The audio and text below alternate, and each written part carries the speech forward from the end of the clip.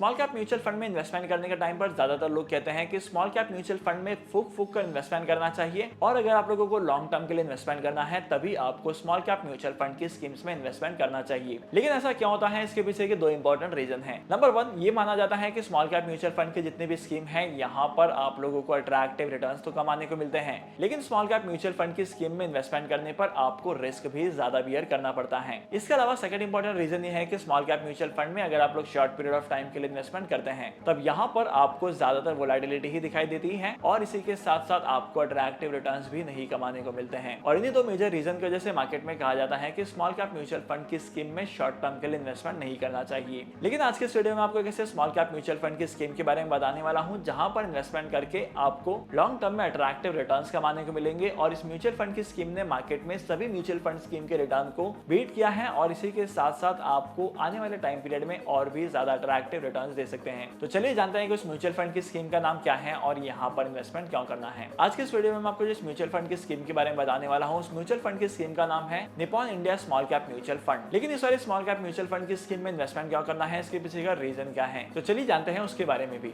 जैसे कि आप स्क्रीन पर देख सकते हैं कि Nippon India small cap fund के करंट एनएवी की प्राइस चल रही है 135 रुपीज की। मतलब यहाँ पर अगर आप लोग 135 रुपीज का इन्वेस्टमेंट करते हैं तो आपको एक यूनिट मिलता है इस म्यूचुअल फंड की स्कीम का। जैसे कि आप लोग यहाँ पर स्क्रीन पर देख सकते हैं कि इस म्यूचुअल फंड की स्कीम ने अपने इन्वेस्टर्स को पिछले एक महीने में 1.12% के रिटर्न दिए हैं। अगर 6 मंथ की बात की जाए तो 6 मंथ में यहाँ पर 26.13% के रिटर्न दिखाई दिए हैं, और वहीं पर अगर एक साल की बात की जाए तो एक साल में इस म्यूचुअल फंड की स्कीम ने 33.11% के रिटर्न दिए हैं।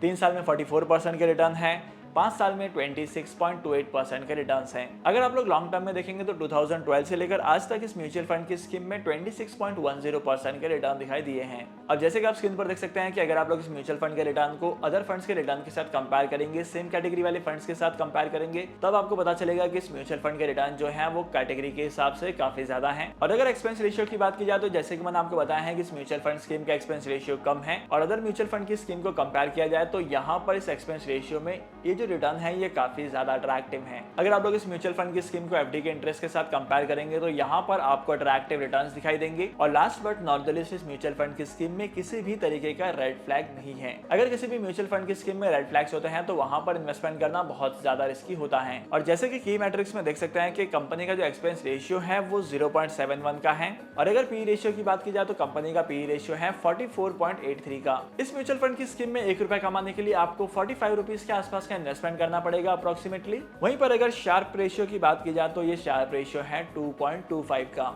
लेकिन अगर आप लोग इन सारे रेशियो को कैटेगरी के साथ कंपेयर करेंगे तो यहाँ पर आपको पता चलेगा कि कैटेगरी का जो एक्सपेंस रेशियो है वो इस म्यूचुअल फंड की स्कीम के एक्सपेंस रेशियो से काफी ज्यादा है। कैटेगरी का एक्सपेंस रेशियो 1.27% का है। कैटेगरी का पी रेशियो भी अगर देखा जाए तो कैटेगरी का पी रेशियो थोड़ा सा कम है, 43.4% का। और अगर शार्प रेशियो की बात की जाए तो इस कैटेगरी का शार्प रेशियो है 16.08 का।